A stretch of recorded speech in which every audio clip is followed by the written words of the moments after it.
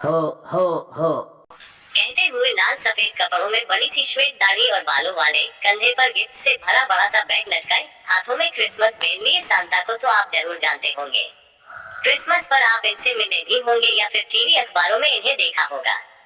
बच्चों के प्यारे सांता, जिन्हें क्रिसमस फादर भी कहा जाता है, हर क्रिसमस पर बच्चों को चॉकलेट्स गिफ्ट देकर बच्चों की मुस्कुराहट का कारण बन जाते हैं।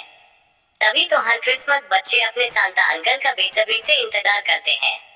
माना जाता है कि सांता का घर उत्तरी ध्रुव में है और वे उड़ने वाले रेनडियर्स की गाड़ी पर चलते हैं। सांता का यह आधुनिक रूप 19वीं सदी से अस्तित्व में आया, उसके पहले ये ऐसे नहीं थे।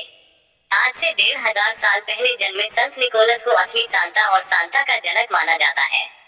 हालांकि संत निकोलस और जीसस के जन्म का सीधा संबंध नहीं रहा है, फिर भी आज के समय में सांता क्लॉज क्रिसमस का अहम हिस्सा है। उनके बिना क्रिसमस अधूरा सा लगता है।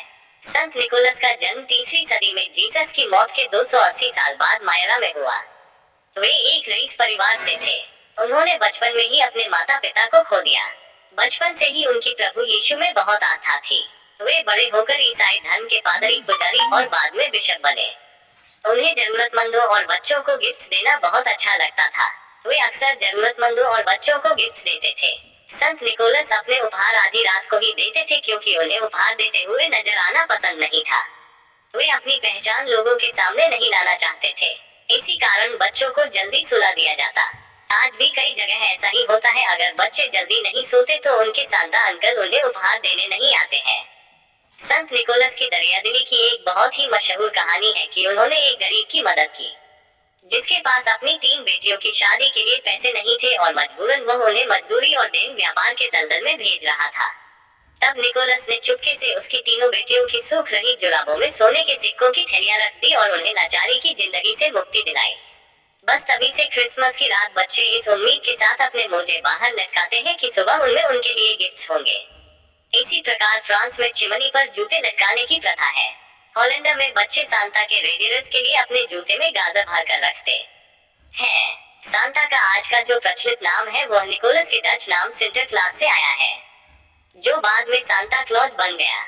जीसस और मदर मैरी के बाद संत निकोलस को ही इतना सम्मान मिला। सन 1200 से फ्रांस में 6 दिसंबर को निकोलस दिवस के रूप में मनाया जाने लगा, क्योंकि इस दिन संत निकोलस की मृत्यु हुई थी। अमेरिका में 1773 में पहली बार सांता सेंटा क्लॉज के रूप में मीडिया से रूबरू हुए। आज के आधुनिक युग के सांता का अस्तित्व 1930 में आया। हेडन संडरब्लोम नामक एक कलाकार कोका कोला की ईद में सांता के रूप में 35 वर्षों तक दिखाई दिया। सांता का यह नया अवतार लोगों को बहुत पसंद आया और आखिरकार इसे सांता का नया रूप स्वीकारा गया, जो आज तक लोगों के बीच काफी मशहूर है। इस प्रकार धीरे धीरे क्रिसमस और सांता का साथ गहराता चला गया और सांता पूरे विश्व में मशहूर होने के साथ साथ बच्चों के चहेते बन गए। आज भी ऐसा कहा जाता है कि सांता अपनी वाइफ और बहुत सारे बॉनों के साथ उत्तरी ध्रुव में रहते हैं। वहाँ पर एक खिलौने की फैक्ट्री है जहाँ सारे खिलौने बनाए जाते हैं। सांता के ये बौने साल भर इस फैक्ट्री में क्रिसमस के खिलौने बनाने के लिए काम करते हैं। आज विश्व भर में सांता के कई पते हैं जहां बच्चे अपने खत भेजते हैं, लेकिन उनके फिनलैंड वाले पते पर सबसे ज्यादा खत भेजे जाते हैं। इस पते पर भेजे गए प्रत्येक खत का लोगों को जवाब भी मिलता है।